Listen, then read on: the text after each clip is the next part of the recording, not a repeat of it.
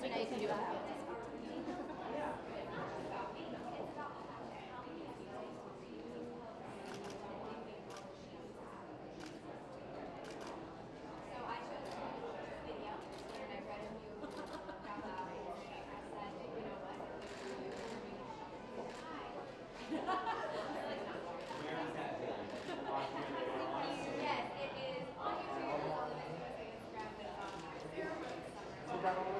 Your family, your friends, tell me about that.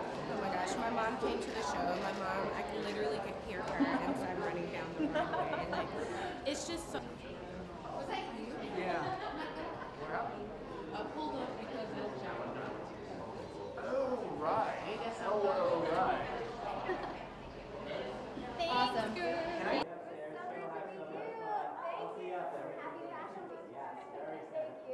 It's a whirlwind, definitely. I'm a month old as Miss Universe, living in New York City for the first time. I'm originally from the Philippines.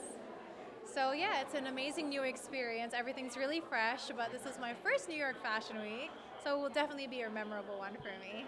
Honored to be able to inspire these women. You know, it's like your 8-year-old self, my 7-year-old self. I was fortunate to always be confident, but I've been aware that people are not. I think Miss Universe and Miss USA in this Me Too era is more empowering than ever before, because we're living in a society where we are saying no tolerance to harassment, sexual abuse, and we're empowering women, and we're standing hand in hand, and we're lifting each other up instead of tearing each other down.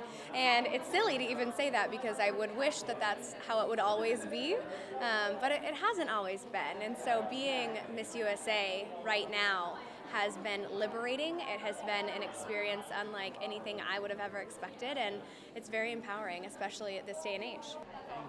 I know. As I'm saying, but there are still a lot of obstacles and challenges. What have been some of the ones that you've faced in trying to get this message out? Absolutely. So, I mean, last Fashion Week was my first ever Fashion Week. Being born and raised in Omaha, Nebraska, I never expected to be standing here in New York City during Fashion Week, and I had the honor and privilege and something I never even dreamed of to walk in Fashion Week.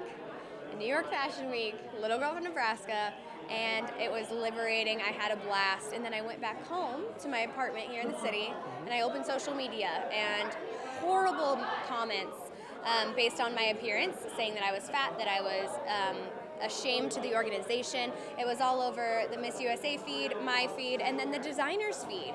And at first I was hurt, you know, words do hurt, but I thought, thinking about all of the thousands of young women across the country or even the world that were reading those comments and thinking, well, if she's fat, then what am I?